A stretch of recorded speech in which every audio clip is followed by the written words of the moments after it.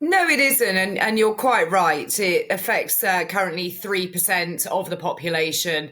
Those are the ones who are going to have to pay it.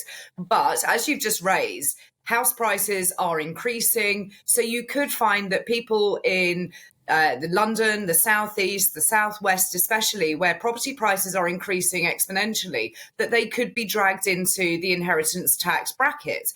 I think that it's right to certainly have a look at it. I think it is a regressive tax. I think it is fundamentally unfair. If you have paid tax all of your life, maybe in some cases twice or three times, why then have it taxed upon your death? And you should be able to pass on to your children and grandchildren the monies that you have made, the investments that you have made wisely, even if it is only a property, you should be able to pass that on in perpetuity. So I like the fact that he's looking at it. I think it's a brave statement to make, because there will be a lot of people saying, well, this is only a tax for the rich, so why is the Prime Minister looking at it? But I think our whole taxation system needs to be looked at. Quite interesting what Emily just said about income tax. I think that capital gains tax is one that we ought to really look at in these instances. So I think it's a brave move. I don't think it's going to be massively popular. It will only be popular for the Tory masses, but those are the people that he's going to be speaking to in a week's time. Well, you say that with your political advisor hat on. Do you think this is a good political move? Because you say there will be a lot of backlash, and it's already, people are complaining that this is a tax cut for the rich, essentially. Do you think this is a good move when working people have one of the highest tax burdens since the end of the Second World War? It will be a good move if he does look at the taxes that affect the majority of the country. I think you can have a wider conversation. You can start with this one, get everybody talking about tax. Nobody likes to pay it, but everybody shies away from it because it's very, very complicated in the UK. So why not then move on and have a conversation about those taxes and the tax burdens that we have in this country that affect everybody else? I think it absolutely is the time to do that.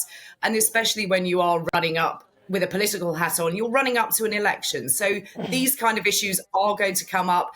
If the Prime Minister is looking for a wedge issue for between the Conservatives and Labour, then this is definitely it. So, yes, I think that the country really does need to look at taxation. Our system is very, very complicated.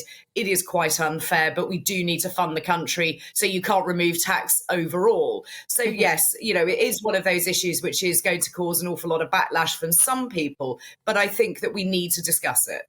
I mean, I guess when you look at the polls and how far behind the Tories are at the moment, if you can't be bold now, then you never will be. Well, it does appear a little bit as though the Prime Minister has been taking some energy drinks, for example. He is talking about banning things, civil liberties being removed, A-levels being redesignated, the green economy that he's just taken a pair of scissors to. So I think that he's really setting out his stall. I hasten to sort of add that the Prime Minister's office didn't want it to be called a reset, but it looks like it is a reset for the Prime Minister. We're finally seeing some ideas coming out of him, which you can believe that he has come up with. He's not just coasting along at the moment, taking in what everybody else has said. This is a more decisive Prime Minister than I think that we've seen. It's taken a long time. It may be slightly too late, that some people will say, but I'm quite pleased that we're now having a discussion about what his policies are rather than what the Labour Party is looking at.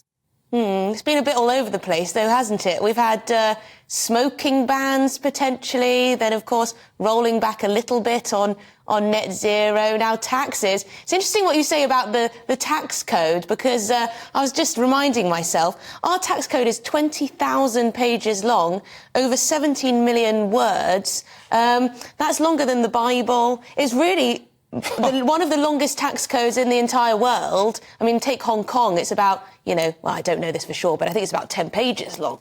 We really do have an overcomplicated system. They could just simplify it rather than even reducing it. That might help. I don't disagree with you. And anybody that's ever had to do a tax return will know how painful the whole system is.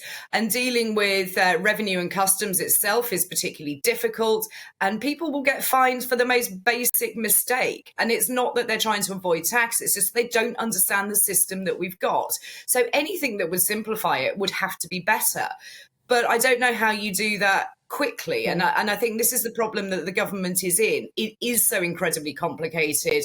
It would be nice. And if you simplified the tax system, it would enable people to move, for example, through seasonal work, because that is particularly complicated. If you want to move from one sector to another for seasonal reasons, such as fruit picking, such as hospitality, then you need to make that easier for people. And I think that that is the way we need to be looking at it, rather than just at one tax for the top 3%.